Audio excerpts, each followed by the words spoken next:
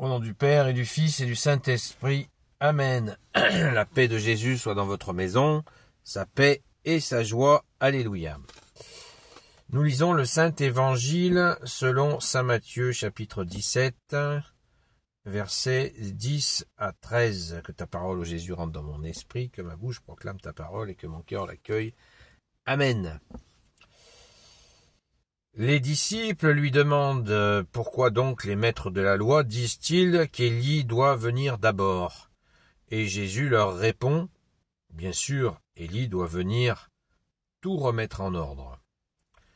Mais je vous dis qu'Élie est déjà venu et on ne l'a pas reconnu. Au contraire, ils lui ont fait tout ce qu'il voulait. Et ce sera pareil pour le Fils de l'homme. Il aura à souffrir d'eux. » Alors les disciples comprirent que Jésus leur parlait de Jean-Baptiste. Ce qui confirme que Saint Jean-Baptiste est bienvenu, que Élie est bienvenu à travers Saint Jean-Baptiste. C'est le fameux retour d'Élie qui avait été annoncé par Élie lui-même. Élie, un prophète de l'Ancien Testament, qui vient en esprit par Saint Jean-Baptiste préparer les chemins du Seigneur, le chemin du Sauveur, du seul Messie définitif, Jésus. Voilà ce est venu faire Élie à travers Saint Jean-Baptiste. Donc Jésus a bien dit, c'est fait, et effectivement, le pauvre Saint Jean-Baptiste a été lui aussi martyrisé, comme Jésus le nomme. Ils lui ont fait tout ce qu'il voulait. Et Jésus annonce son martyre, son don de vie. Et les disciples ont compris. Alors les disciples ont compris parce que plusieurs des disciples de Jésus étaient disciples de Saint Jean-Baptiste, comme je vous l'ai expliqué hier. Donc cette précision sur l'attitude des maîtres de la loi, des pharisiens, qui ont donc comploté pour obtenir des Romains l'exécution de Jésus, eh bien, nous montre en fait, ça nous donne une idée de la violence dont sont capables des gens qui se prétendent de Dieu. On le voit avec les extrémistes islamistes, on voit que ça prend des proportions absolument inimaginables. Et bien là, les maîtres de la loi et les pharisiens avaient l'habitude de persécuter, voire d'assassiner des prophètes. Jésus l'a clairement mentionné à plusieurs reprises, il leur a dit en face à face qu'ils étaient dans cette habitude-là.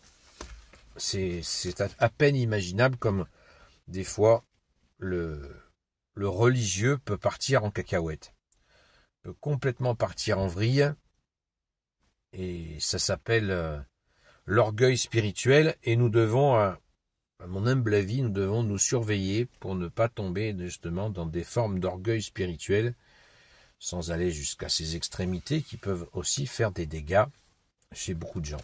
Donc j'aime bien dire que l'autoroute de la foi, c'est l'humilité. Et Jésus dit humilité et service. Pas humilité sans rien faire. Ah, je suis humble. Je pense que Jésus préfère un orgueilleux qui fait quelque chose qu'un humble qui ne fait rien. Donc il vaut mieux agir. Voilà.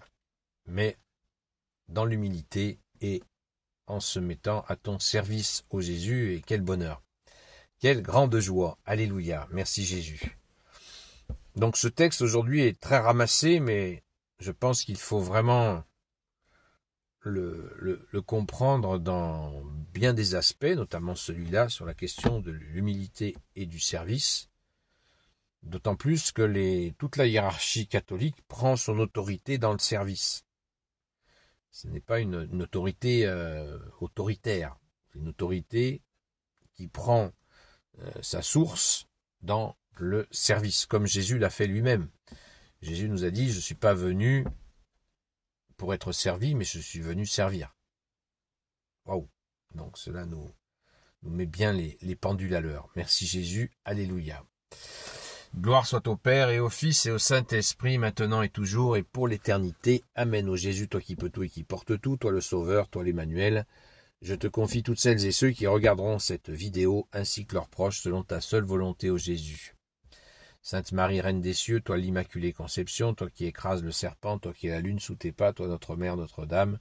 Saint Joseph, toi le juste et le saint, toi le sage, toi la terreur des démons, toi le saint gardien de la Sainte Église catholique apostolique.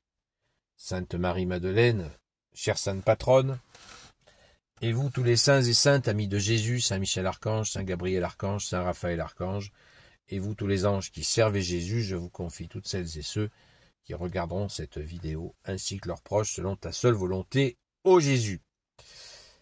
La paix de Jésus soit dans votre maison. Je vous invite à nous retrouver ce soir.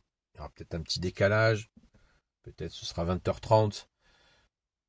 Et on fera 2 heures de direct comme tous les soirs.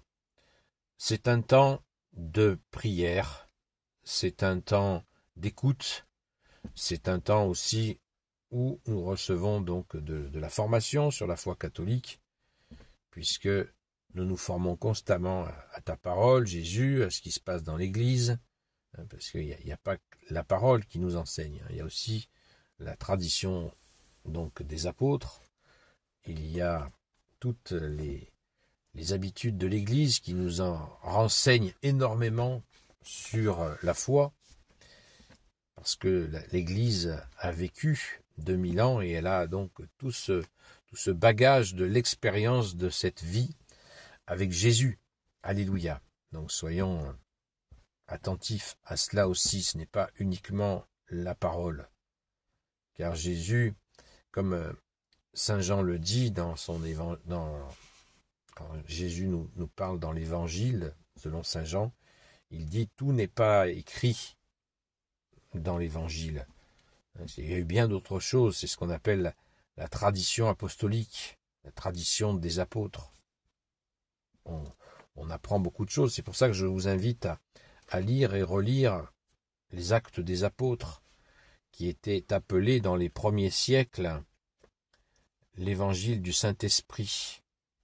C'est Saint Luc, celui qui a écrit l'évangile selon Saint Luc, eh bien c'est le même qui a écrit les Actes des apôtres.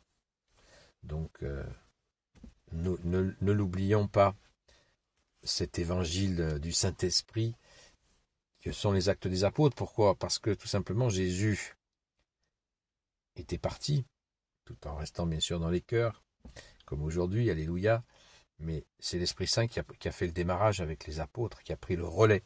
Comme a dit Jésus, je vous enverrai le Paraclet, le Défenseur, le Saint-Esprit. Alléluia! Gloire à toi, ô Jésus, que tout soit pour ta gloire. À très vite.